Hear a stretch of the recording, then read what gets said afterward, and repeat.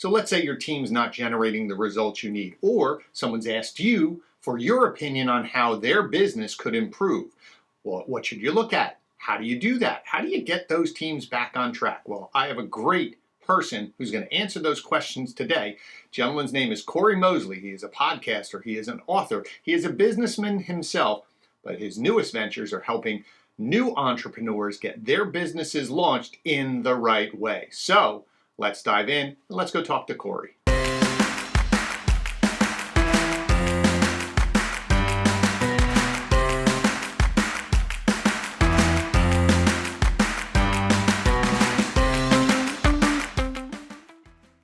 Hi, and welcome back to another episode of You're in Charge, Now What? I'm your host, Glenn Pasch. And the goal of this channel is to help those of you that find yourself in charge of a team, a division, a project, or even a business, learn the skills necessary to build and lead high-performing teams. Each week, I'm going to focus on one topic, and I'm going to share some tips and strategies that have helped me build my businesses, or I'm going to bring in some guests, and we're going to talk to them about those topics and those skills that they put in play to help build this business.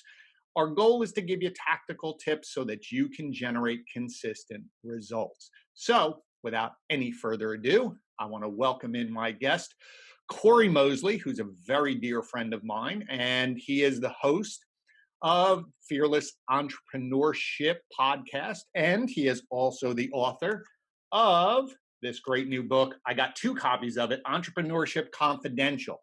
It's for sale right now. It is really, I don't want you to get look over the fact that you might think just because this is an easy read, that it's not jam-packed with great advice. I breezed through it and I started writing and penciling things in, saying, all right, I got to go back and look at this again. So before I get started and let Cory talk about himself again and introduce a little more, I definitely want to just take this moment to thank you, Cory. I've said it to a couple people. I've said it to you off air. Without your kick in the butt, even though it took a long time, without your encouragement, without your example, I would not be doing this right now. So again, I just wanted to publicly thank you for all your support, your kindness, and your friendship. Well, listen, it's my pleasure, and I certainly, what do they say? People in glass houses shouldn't throw stones. So I've certainly procrastinated. Let's call it that, right? Procrastinated on enough stuff over the years to have complete sympathy for what you're doing. But I am super excited now that you are doing it, and thank you. I got a royalty check the other day from the book, so that extra one you put in there, that double buy, must have helped that along. So I appreciate that as well. No problem. So yeah, just if you could just take maybe 15, 30 seconds to just share with people who you are, what you do, and how you help businesses through all your different ventures, that would be fantastic. Yeah, I mean, ultimately, as you know, based on our past relationship, I spent almost 20 years in the automotive industry, pretty much exclusively working with automotive manufacturers, automotive dealers, really moving from small dealers through big groups, all the way up to several of the Fortune 500s, including Volkswagen and Mercedes, Audi America, all became my clients at one point in time. And ultimately, from that, I went through a journey of not just building a business, running a business, dealing with the ebb and flow of that, but also getting really good at looking at these areas where performance could be optimized, where there could be opportunities to grow, and really broke that down into 3 areas, which is the idea of human capital, the idea of optimal partnerships and making sure you're working with the right partners and vendors, and then making sure our process and approach, because any area of your business can be looked at from a process and approach end. So It was really those 3 areas that became the cornerstone of my consulting practice. And really, after having entrepreneurs and business owners come to me over years, pulling me aside, or the got a minute or pick your brain conversations, I said, well, I really should be dedicating myself more to the small business owner and entrepreneurship kind of community, because I think, especially now, they need it more than ever. And the way I treat it is if I said to you, Glenn, I'm going from New York to California, and I took that trip, and then you said, hey, Cory, I want to drive from New York to California. And I came back and said to you, all right, well, great. Well, here's where you want to stop. Here's where you don't want to stop. You want to stop at this restaurant. All I'm doing is, it's not about me being better than or larger than. I just happen to take the journey. I happen to be a little ahead of you, maybe Right. on that trip, on that journey that we're taking. And that's kind of how I approach everything. That's great. That's great. And so that actually tees up what I want to talk to you about this morning. Okay. As I've said, the goal of this channel is to give folks tactical advice. Just what you just said is here's a direction, not in a way of I'm better than you are, but Right. I've already figured out a few things and I'll give you the guide. I was speaking with someone the other day and they said that's the difference between tactics and strategy. Strategy is sort of the roadmap. Like here's a direction. Now, how you tactically get there may be different, but I'm going to at least point you in the right direction. Right. So there's, as I said to you in the pre-show, there's three areas that I think you all of those skills that you talked about pivot a little differently. And so I want to share, want to pick your brain on a couple of those in terms of that you just said, that process, the structure, the human capital of starting your own business, Yep. because we're going to have people who are listening who say, I'm starting my own business. Either I've left and I'm doing this, or as you mentioned, in this time, I'm sort of forced to figure out something to do myself. Then we have other people who are where you've gone in to say, hey, Cory, my team, my business is underperforming. Yep. How do you help? And then the other one is, again, someone who comes to you right out and you're saying, listen, I know how to guide you. I know how to be right. So we have all these things, your own business, you guiding someone's business, or fixing someone. So Yep. what do you think is the most important? So let's take that middle one. I'm Okay. calling you up and I'm saying, Cory, my business is struggling. Sorry, all Yep. those people you named before, we're struggling. Where do you start, right? After your first sort of meeting and you have, or even I'll step back, our first meeting, Yep. I need help. Walk me through what either your first meeting is, your first 30 days is. What do you do? Yeah, I mean, so the first meeting is understanding your business, right? So I talk about the idea of a playbook over a business plan. So, and my belief system is that a 13-year-old should be able to walk into your business and you should be able to explain it to them in very simple terms that they can understand, right? And if a 13-year-old can't understand how your business operates, then maybe nobody can. So I want to understand what it is that you do, and I call it HIMM, how I make money. How do you produce revenue inside your business, right? So what does sales look like? What is the product or service? And then I'm working to understand your assessment of your own business. Sometimes you ask simple questions like margin, and people can't answer that. Right. Because what I find is most of the time in our sweet spot right now for working with small businesses is solopreneurs up to teams of about 20 that Right. are maxing, that are doing 2 million or less in business. So that's kind of our lane versus the $50 million company or $100 million company, right? Right. So that's our lane. So within that lane, what you have a lot of times is an owner that is operationally strong at a skill. So Right. I'm a baker. I bake great cookies. That doesn't mean I can understand my P&L or actually how to run my business or a marketing funnel or my Right. brand. It means I can make a hell of a chocolate chip cookie. So Exactly. once you get past that skill piece, right, we're looking for skills, then we're looking for where the openings are. Three-step process I always use. What are you doing now? Why do you do it that way? And now making the decision, is there a better way? And then we go find out what that is. Do you so when you have that conversation, and I like the analogy of the 13-year-old, I use my mother. I always say, because she's in her 80s, I say, if I hand her an article or something to read or edit for me, because she's a writer, Mm. and if she doesn't understand it, she'll say, oh, you're getting in that business speak or you're getting in that Right, automotive speak. So I always go, if she could understand it, right, I'm in the right place. So I like that right, analogy. So that's a really good tip. So we talk about this tools for the toolbox. That's a great tool right there. If you can't explain it simply, that a 13-year-old wouldn't go, oh, I get it. right. You need to whittle it down. You're caught in your own technical terms. So Yep. once you sit there, and I like that, where do you make money? Because it's an interesting thing.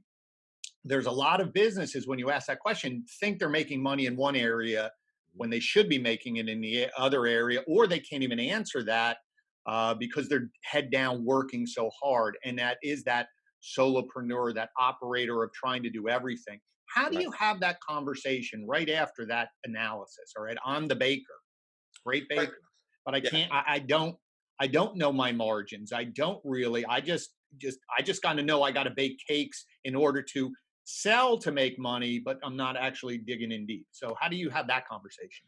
Right. So I think I mean, I think at some point you have to do math. Now, I'm not I won't, I was given some oratory, God gave me some oratory skills and he Right. gave me some other things I can do very well, but I'm not the guy that's giving you the complicated math, math information. However, I do understand basic math. And it's amazing once you start to hone in on something, you can have that exercise. I'll give you a great example.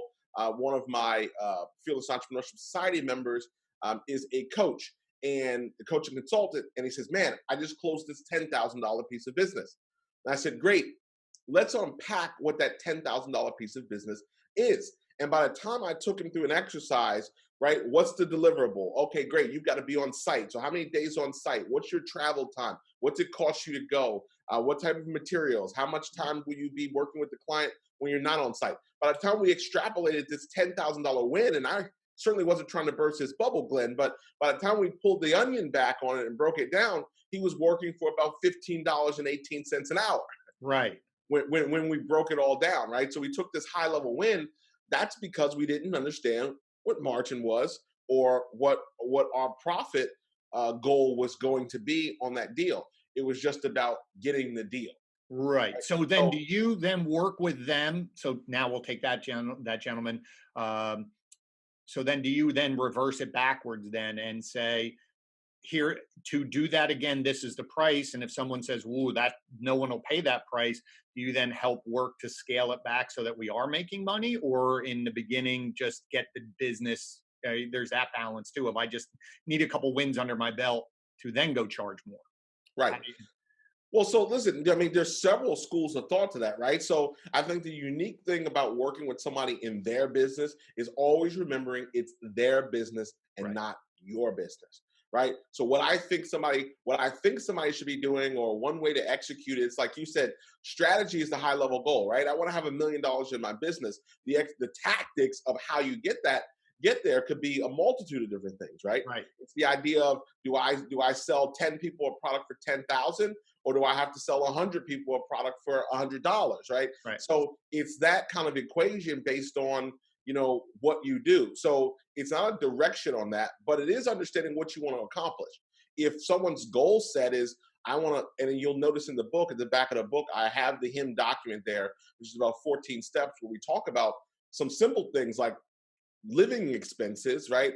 Right. To connect with your expenses of right now and what your goals are, and then backing into that.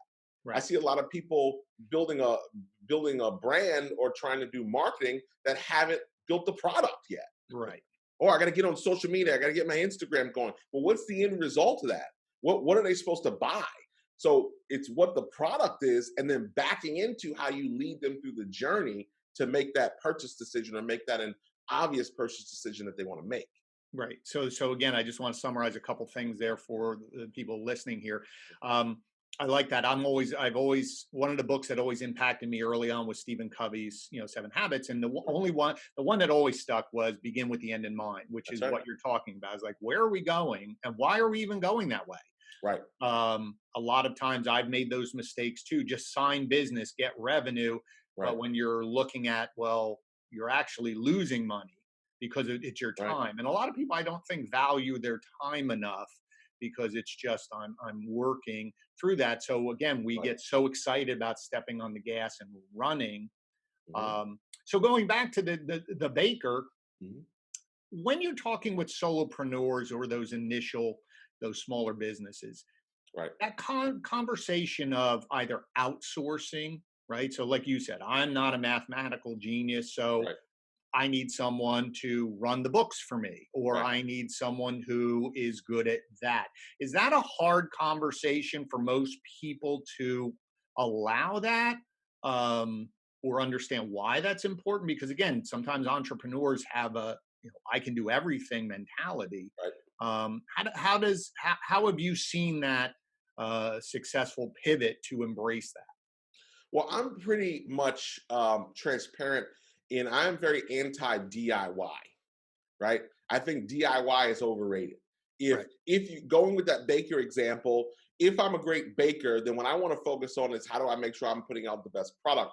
I should not be running my bakery from 7 a.m. to 5 p.m. and then 9 to midnight doing my QuickBooks, Right. right? So if I have to do that, then there's something wrong in my revenue model, right? I'm a big believer professionals hire other professionals. So if that's not a skill set you have, you shouldn't be, I don't believe you, especially in the gig economy and in this SaaS software economy, where you have all these variants of ways to do it now Right. today. So I don't, I think people are overrun with courses, right? Oh, I'm going to, now here I am a baker, but now all of a sudden I'm buying some course for how to be an Instagram superstar. Right. I'm trying to figure out how to be an Instagram superstar so my baking sells more. And I'm struggling with that, right? I'm up at night. I'm not sleeping enough. My baking suffers. All these things start to suffer because I'm trying to be chief marketer. I'm trying to be chief baker. I'm trying to be CFO. And I told an entrepreneur the other day that I was doing a discovery call with, listen, you haven't accumulated enough dollars. What you need to do is scale down your expenses, hunker down in your job, to build your nest egg enough so that you can now actually start and run your business, not try to be starting it and hustling and grinding, as everyone likes to say, Yeah. hustling and grinding your way when you're trying to do all of these things and you're not getting enough sleep, you're not getting all these type of things because you are trying to do DIY. DIY is overrated. Uh, Now, you don't need to go get KPMG as a small business to be your accounting firm. But there are plenty of ways to get what you need done so you're not trying to do everything, because that's not the goal. no, and I wholeheartedly agree with that. I think that even if you said to yourself, in my opinion, because I remember when I started, you know, it was a short term. I have to do everything for a very limited time, right? Right. That was my point of keeping the expenses down, growing revenue where I could hire someone. But I think to your point is, and this is another really good tool tip, is outsourcing and gig economy is completely different. Mhm. Starting businesses 10 years ago, everyone thought that if I have to go get someone to do my books or, like you were saying, run my P&L, do my QuickBooks, I had to hire a person full time. Right. And that was always the debate of, do I have enough revenue to bring someone on full time? Right. Nowadays, with the technology, you can outsource this. There are places that you can outsource, Yeah. and you can be doing it.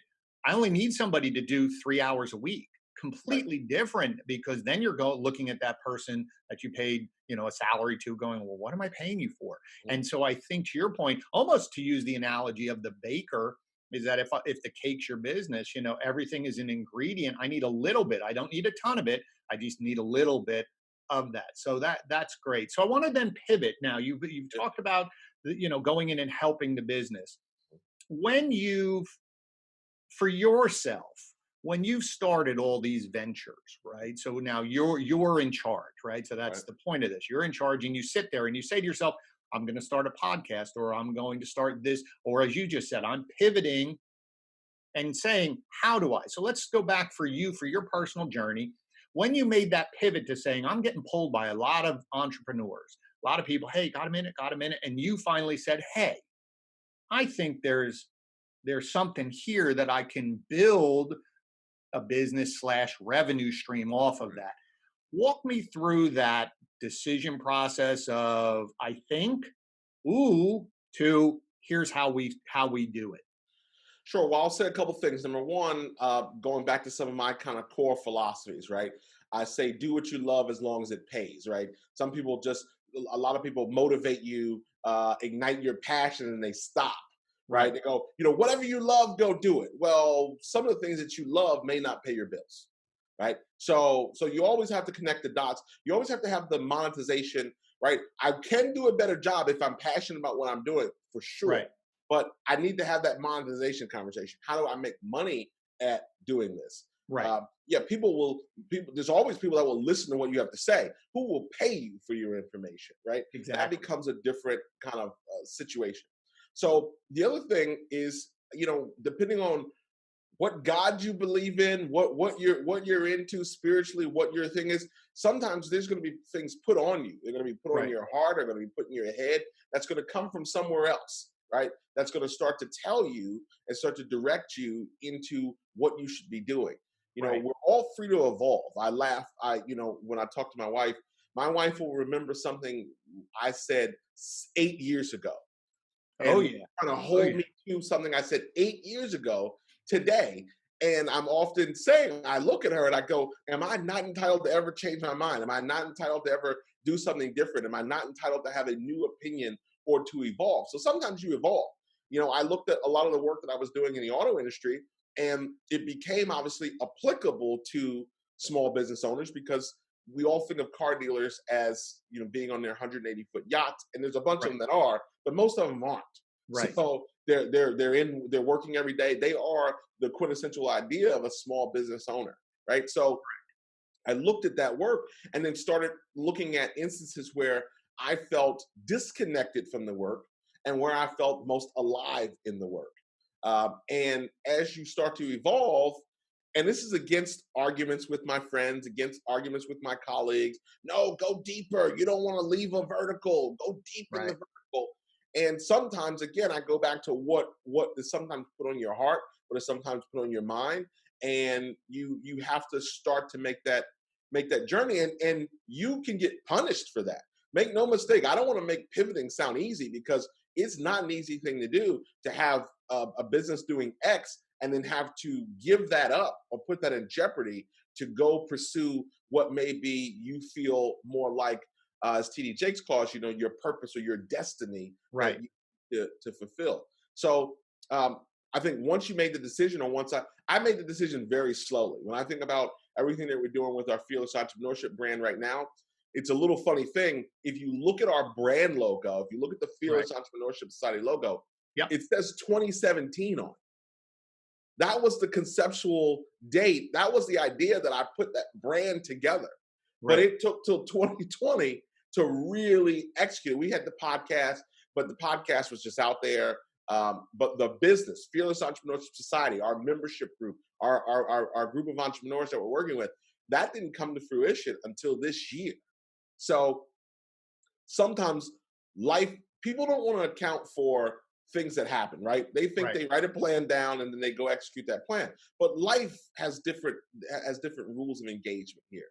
So that's why it's always, for me, when working with somebody, it's always about what they are trying to accomplish. Right. What do they need? Like a couple shows that we like to watch. One is the New Amsterdam, and the main character says, he walks up to everybody and he starts his interaction with them with, "How can I help?"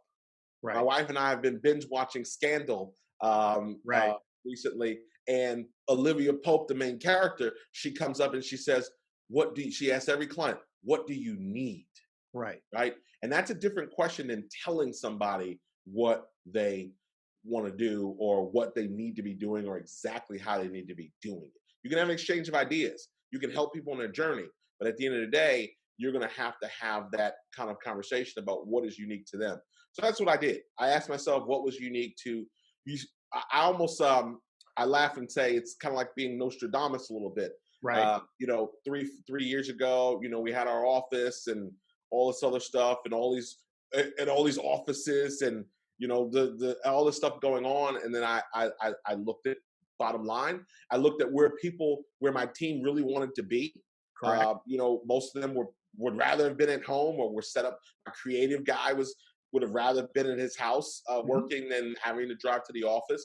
So we made that decision to close that office and not be as dependent on an office. We talk about everybody rushing to sell out, buy green screens and lighting, and everybody's rushing to get their microphone. Yep. Our studio, we've had this set for I'm going to say 2 years now. So it's that constant, but that all came to what I wanted to do Right. and how I wanted to go about doing it. And they say you paid a price to be the boss, as you know. And the goal is to come out on the other side, position the way you had envisioned. Yeah, and I think that's a very interesting thing because we've done that the same thing. We're dealing with people going remote. I was talking to your wife as we were starting. now we're transitioning, thinking how to bring back. But thank God we downsized to a smaller office space in February. So this whole lockdown has cost us less. But the other piece to this, I think, even for us, we've launched a new agency focusing on non-automotive because we had a lot of people coming to us and saying, "Can you help us? You're successful in automotive." And it's interesting. The idea comes and the setup comes, but now it's taking your focus from one to another to be able to go. Now, thank God we have a great team in place, and that took years to build that team to be able to allow us, Brian and myself, to pivot our focus and focus on other things because we've built that team. Um, Right. so let's talk. Let's as we move into the last sort of section of this, if you had to pick skills that you when you're Sure. looking at an entrepreneur and you're looking at a leader and you're saying that person eventually will be successful or not, like sometimes you Right. get a sense of, I Oh don't yeah. know. What do you Yeah. think that their toolbox has a couple things in there that will help them become more successful? Well, I think one of the keys is going to be adaptability, right? One of the things I look for in a conversation is if I'm walking through somebody through, if they're walking me through their business and I'm having a dialogue with them about it, and I would say something like, "Well, have you ever thought about this?" Right? I'm listening to how they process the question, right? If their response starts with reasons why it won't work or why you can't do it that way or why or whatever, I start to look for a pattern to tell me that they're not going to change, they're not going to adapt. And I saw this for years in the auto industry. Right, right, And right. Corey, we're committed to do whatever it takes to get it done. Okay, great. I'm gonna need you to do this, this, and this. We got to bring this in. This guy's got to No, no, go. we This can't, situation can't, has to can't do do that. Can't. right. No, no. Right. Yeah. So, and then it was, full breaks, and now it's 6 weeks, 8 weeks, 12 weeks to make a decision. And now they look at the consultant and go, "Well, why isn't anything happening?" Well, Right, you can't, right, right. you And can't make I've 3 looked out of at that as well. I hear that a lot of times when I ask questions, even when I'm interviewing someone, and I'll say, talk to me about a time when something didn't work." And what I'm listening 2. for is, did you take responsibility or was it everybody else's? And if it's Right. everybody Right. else's fault, that sort of makes me go, I don't know, because then you're going to be fighting me every way. And I agree with you with when we go in and consult, that's a hard conversation in the beginning. Everybody's excited, but change is Right. hard. Yeah. As I say, change is easy. You go first. So I'm so I'm looking for obviously I'm trying to gauge adaptability, and I'm trying to understand and assess, do they actually know whatever their product or service is that even any good, Right. right? So I'm listening to the guy tell me about, I'm a coach too. Great. He's selling his coaching for $99. I looked at him through the camera and I said, "Are you any good? You can't be any good. Right. Because why would I buy coaching from you for $99? And do you know how much coaching you have to do at $99 to make any money?" Right. So sometimes you have to make that hard assessment with Right. people because in the social media world, everybody gets to have an opinion. Everybody can wax poetic about a topic. Everybody gets to be an expert. Right. So that's the interesting thing. And and then the other thing you can do, right? You can always ask questions to determine that knowledge base, right? So somebody tells me that they're such a great entrepreneur and they're doing all this business, and I'll say, well, tell me about what was on your 1120, and they don't know what 1120 they don't know what 1120 tax document even is. Right. Well, that tells me a lot because that tells me about their business structure or lack thereof of their business structure. So Right. there's different terms and different ways you can see it in there, not to trip somebody up, but to really get an assessment. Because again, you have people who may have a great skill, they may have a great singular skill. It's the rest of it that doesn't necessarily equate that you have to work on, and you can do that. So I'm looking for adaptability. I think in a couple key areas, right, are what we call our fearless framework.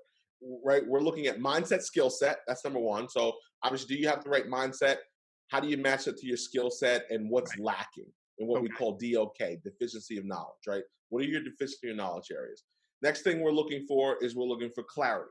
So we need to create clarity and you've gone through this. I know we've talked in the past and people you've worked with create greater brand clarity, message clarity. So Mhm. you want to create that clarity in that area. The next thing we're going to look at is the playbook. As I said, can a 13-year-old understand how your business runs? Then we look at what we call execution and production. And by production, fancy word for sales, right? Right. Are you executing your plan and what are you producing? And the fifth thing is accountability. What's the accountability plan? Especially the smaller your team, the greater your accountability plan needs to be, Right. because you get to make the decision, right? I could have not gotten up this morning. The world would not have ended if I didn't get out of bed or if I just watched TV. Now, things wouldn't get done. People wouldn't be served. I wouldn't be serving myself, but there's nobody that's going to call me at 9:05 and say, Cory, you're late. Right. So you have to have an accountability plan in place if you're a solopreneur or you're managing a small team, because people are depending on you. But when you have the ability to not do something, Jim Right. Rohn said, "What's easy to do is also easy to not do." Yes. So accountability plan is going to be huge there, and that's kind of our 5-step circle that we run everybody through. Well, boy, I tell you, that is awesome. Awesome, awesome, awesome. I love that. That's something, again, you want tools in the toolbox. This is the man to listen to. So, again, I have one more question for you. But again, please get his book, right? Entrepreneurship Confidential, Amazon, buy it. It will be worthwhile. Listen to the podcast. Again, Cory just has what I admire a lot is you just have a very simple way. Your passion bubbles up without, to your point, is you're not pushing it on someone. It's just you Right. get excited about it.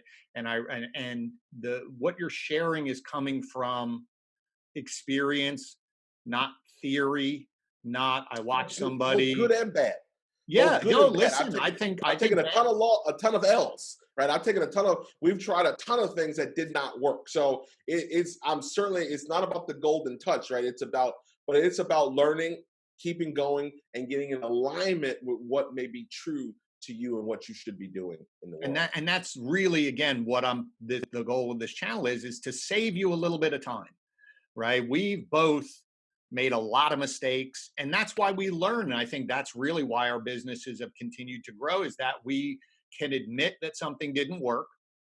And sometimes that's hard because you Right? loved it and you Ego put is your the heart and enemy. soul in it.